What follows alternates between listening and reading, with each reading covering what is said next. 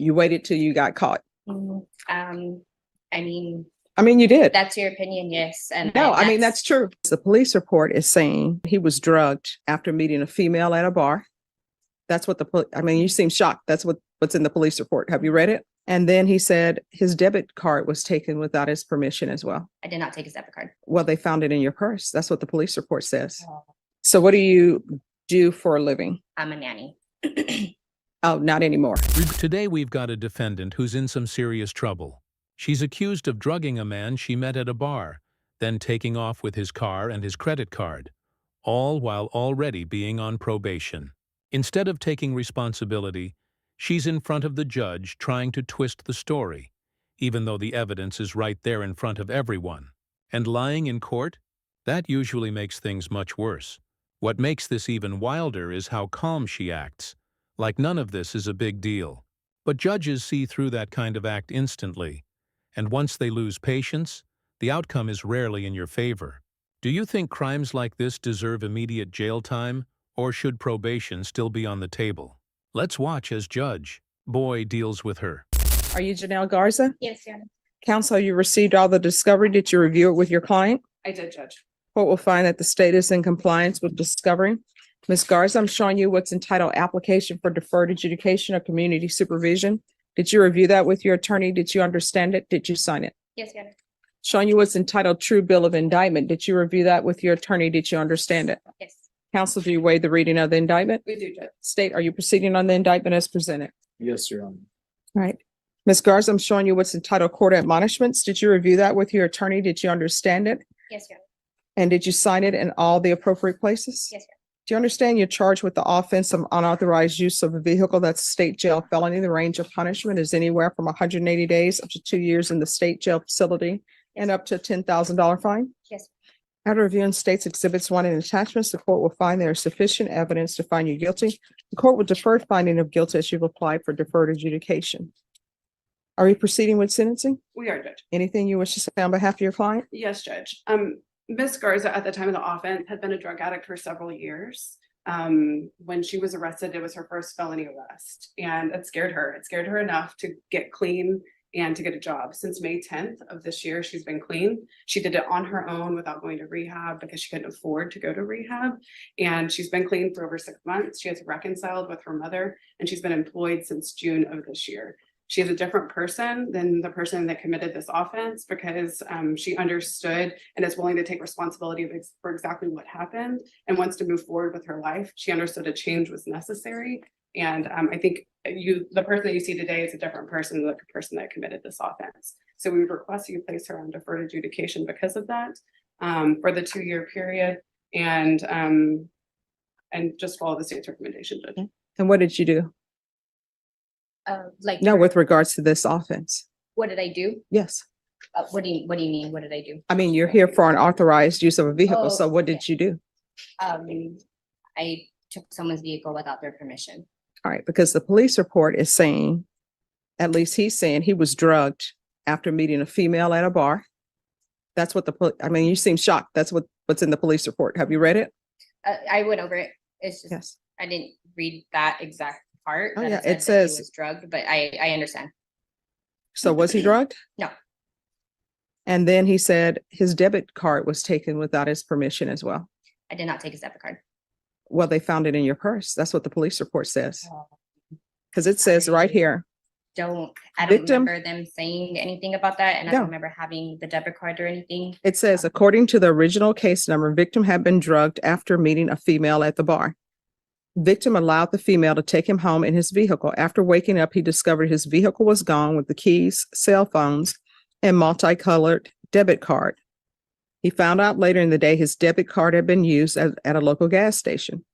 The stolen vehicle, which is what we're here today, was found today, had the keys in the ignition, and had no signs of tampering in the steering column.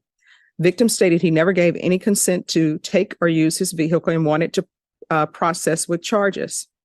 Victim gave us consent to process and search the vehicle. While searching the vehicle, victim's debit card was found inside her purse. So they're saying they found his debit card inside your purse. Mhm. The debit, well, I mean, you're saying, No, I'm saying, I understand what you're saying. I don't recall them ever saying that, or them telling me that, or of them ever saying that they found a debit card in the purse. If they did, yeah, that's what they say right here. I understand. I just don't recall them ever telling me that personally, or them ever bringing Well, that up wait a to second. me. This is what the police report says. The debit card was a multicolored debit bank card.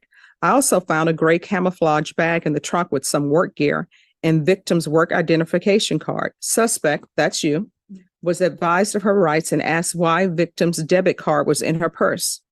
Suspect said she found it in the vehicle and thought it belonged to her friend. The bag in the trunk, she said, was already there. She said she didn't know the vehicle was stolen. So the debit card was found in your purse.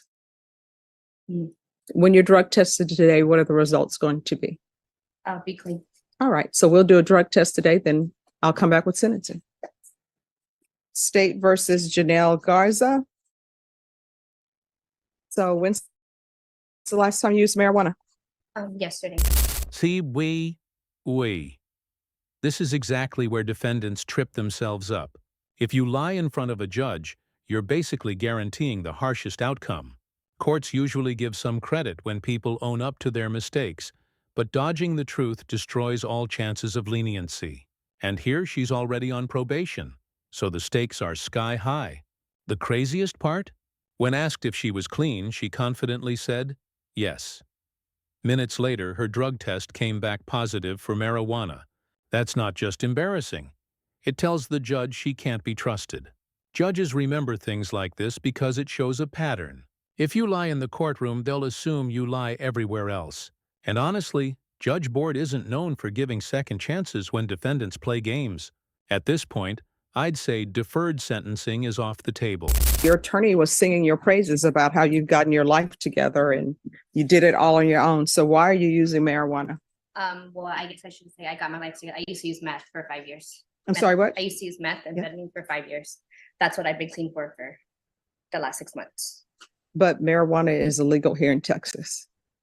So why are you using marijuana? It just helps me with my anxiety. That's basically it. All right.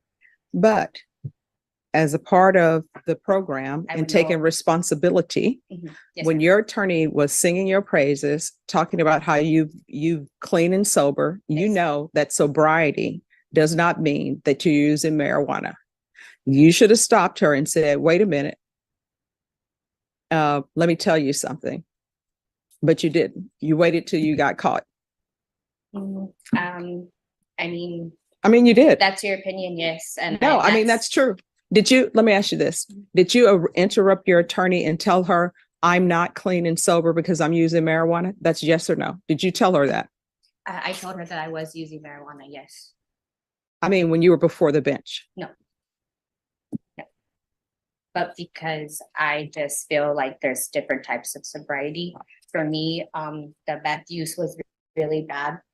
So, Well, and I couldn't carry a job for the last 5 years. And in the last 6 months that I have been sober from methamphetamines, I have been able to get a job and get a car and see my daughter every day and be a mom and be present. You're not allowed to use marijuana while you're on probation. I understand that. And I understand that I would not be able to use it and I won't use it. But do you understand you're not clean and sober? Yes. And So what do you do for a living? I'm a nanny. Oh, not anymore. I don't allow people on felony probation to be nannies, to be home health care providers, and especially someone who's not clean and sober. And who are you a nanny to? Is this a relative or somebody? Yes. Sister, cousin, who Yeah. is it? All right. So that job is over with today. You understand? Yes. So how far did you go in school? I went all the way through high school. I graduated and I went through some trade school. I had my medical assistant. I went through medical assistant school. I finished that. And where are your children? Right now she's at school. And how old? Do you only have one I only child? have one. She's 14. And does she live with you? Yes. And my mom and my grandparents and my other family. When you say your mom, your grandparents, and other family, what is other family? My aunt, my other aunt, there's a whole bunch of us that live at my grandma's house. All right. This is what the court is going to do. Are there any other questions? No, Your Honor. All right, there's a $500 fine that will be probated. 3 years deferred adjudication. Going to do a TAP evaluation, follow recommendations. If they recommend inpatient treatment, we'll start with intensive outpatient treatment. There's going to be 90 sober meetings in 90 days. I'm going to want her tested for levels. If the marijuana levels go up, then we're going to address that. Yes. There is going to be the UA hotline, regular reporting by Zoom or in person, 100 hours of community service restitution, parenting classes. Once she completes parenting classes, 50 of those hours will be deemed to be satisfied. You're either going to get a higher level education, or either you're going to complete trade school or whatever you're going to do. That's going to be required. And once that's completed, then the remaining of the community service will be deemed to be satisfied. Proof of employment within 30 days. There's to be no employment as a home health care provider or with minors. There's to be no unsupervised contact with minors. Other than her daughter, accurate? No unsupervised contact with minors. With her. I'm sorry? I won't ever be unsupervised with her. I'm sorry, what? I won't ever be unsupervised with my daughter. All right, My mom always is there with her. thank you. Mhm. And do you have any CPS history? There was a long time ago, but they were both closed and dropped All right, and what was the CPS history concerning? due to my meth use. Okay. I'm going to want field visits 1 time per month for 3 months. And if there are no issues, then it'll be 1 time every 4 months. Restitution, if any, and no contact with Josiah Hernandez and counsel. If there is restitution that's determined by probation and you think it's inappropriate, you can come back for a hearing. Judge, I do think we're gonna need a hearing. They've submitted numbers to restitution that we believe is inappropriate. Okay. All right, and probation, is there anything else she needs? Your Honor, I apologize. He said restitution if any and no contact with Josiah Hernandez. Yes. And it's JOSIAH. Thank you, Judge. Nothing else, Judge. Is there anything you need from the court to be successful? No, Your Honor. All right. And then if you all want, Ms. Ferguson will set it for a restitution hearing. I'm going to show you what's entitled Trial Court Certification of Defendant's Rights to Appeal. Did you review that with your attorney? Did you understand it? And did you sign it? And that's how the hearing wrapped up. She tried spinning the story, but with the failed drug test and all the evidence stacked against her, the outcome was obvious. Personally, I think she deserved jail time here. After all, she didn't just make one bad decision. She drugged a man, stole his car, and used his credit card. That's multiple crimes. Honestly, if the roles were reversed and a man had done this, I feel like jail would have been the immediate result. The inconsistency in the justice system is frustrating, but in this case, the facts were too serious to ignore. What surprised me most was how casually she carried herself, as if none of it mattered. That lack of accountability is exactly what pushes judges over the edge. Do you think jail time was the right call here, or would probation have been enough? Let me know in the comments. Mr. Crispin, I don't understand why you're here. You're supposed to go to inpatient treatment, the end. No, you're supposed to go into inpatient treatment, the end. So you're scheduled for lifetime recovery on November 14th. That's where you will be. I believe it's the 14th. Here's the thing. I don't know. I think you're here to talk to me because you don't want to go to inpatient treatment. Is that correct? No, my question is, do you want to go to inpatient treatment? Yes or no?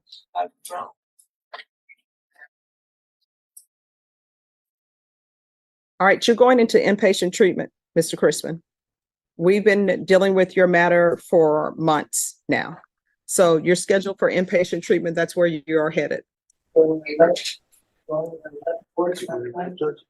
in?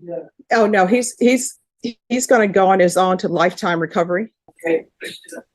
Last time we spoke, you were still up in the air. Mr. Crispin, I want you to hear me carefully. All right. You are going into inpatient treatment at lifetime recovery. The end. Sure. Thank you. Why is there a double whammy on the same property? I'm sorry, what? Why is there a double like whammy?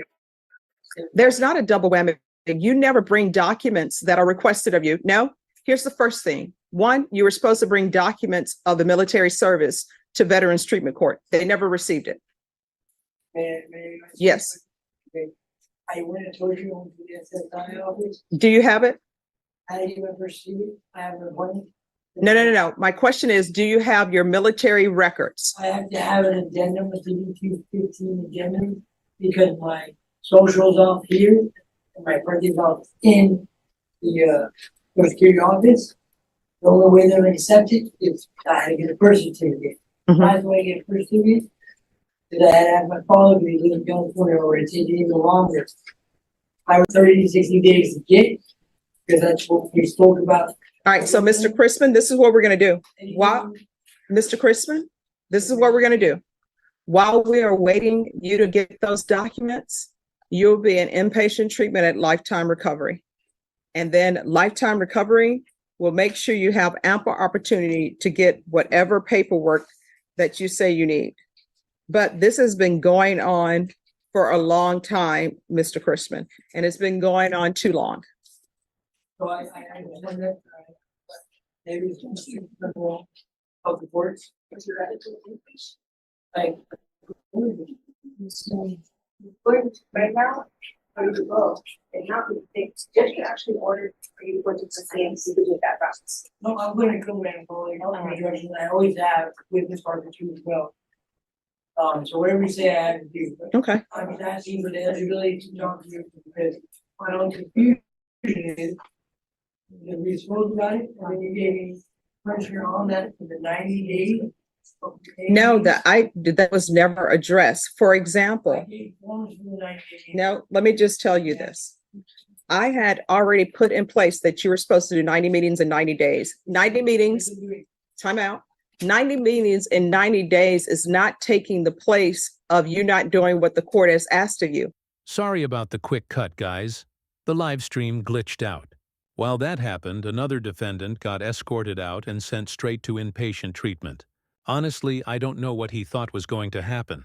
You can't just walk back into court after your case is over and expect the judge to change their mind. That's practically asking to be sent to jail. Between the first case and this one, the pattern is clear. Too many defendants abuse probation, lie to judges, and then act surprised when consequences hit. The bigger issue seems to be accountability, or rather, the lack of it. Instead of fixing their behavior, so many people are focused on controlling the story. But that's why they keep ending up right back in court. Anyway, let me know your thoughts on both cases down in the comments. Thanks so much for watching, and don't forget to like and subscribe. It really helps the channel, so I can keep bringing you these breakdowns.